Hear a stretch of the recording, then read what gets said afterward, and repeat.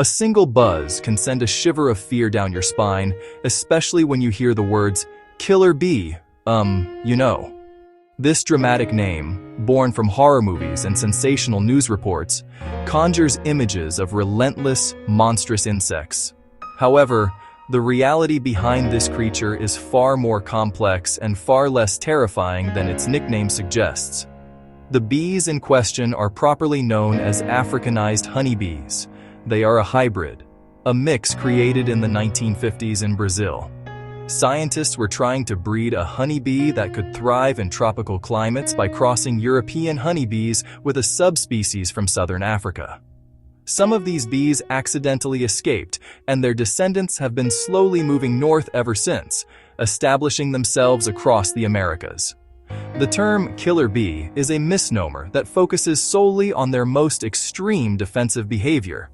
It is important to understand that these bees are not malicious hunters seeking out victims to attack. Their primary motivations are to gather nectar, gather pollen, raise their young, and protect their home. They are simply a strain of honeybee that has retained the highly defensive traits of its African ancestors. One of the most persistent myths about Africanized honeybees is that they actively hunt people. The idea that a swarm will leave its hive to track down a human or an animal like a predator is pure fiction. The truth is much simpler. These bees are defensive, not aggressive. They do not seek out trouble. An attack only happens when they feel their nest and the thousands of lives within it are in grave danger.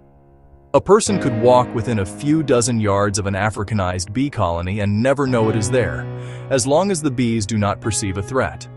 The overwhelming majority of stinging incidents occur when a person accidentally stumbles upon a nest or disturbs a nest, triggering this powerful protective instinct.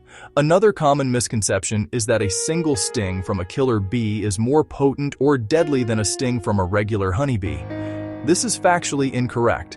The venom of an individual Africanized honeybee is not more powerful than that of its European counterpart. A single sting from either type delivers a similar amount of venom and feels about the same. The danger comes from the quantity of stings, not the venom quality. The myth that Africanized honeybees will chase a person for miles is an exaggeration that adds to their terrifying image. While they are known to pursue a perceived threat for a longer distance than European honeybees, miles is not accurate.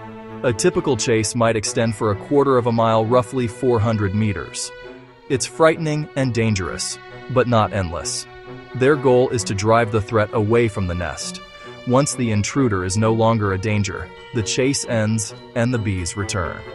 Another false belief, that Africanized bees wipe out local honeybees. In reality, they interbreed with them. This creates a spectrum: highly defensive colonies, gentle colonies, and many with mixed traits. It's gradual genetic mixing, not overnight replacement. You can't ID them by looks. They look virtually identical to European honeybees. A bee on a flower could be from a gentle hive or a defensive one.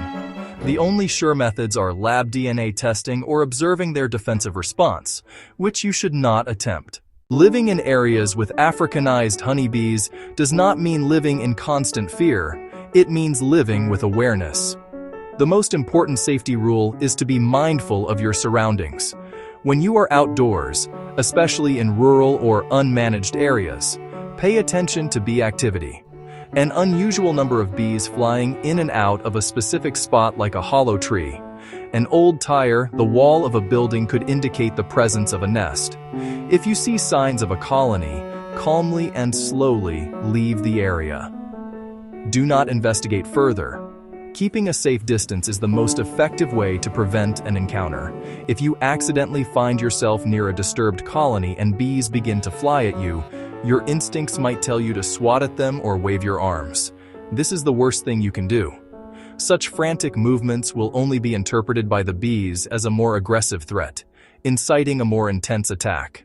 Instead, get away as quickly as possible. Run in a straight line, away from the nest. As you run, use a shirt jacket or your hands to cover your face, particularly your eyes, nose, and mouth, as bees are often drawn to the carbon dioxide you exhale. Seek enclosed shelter immediately.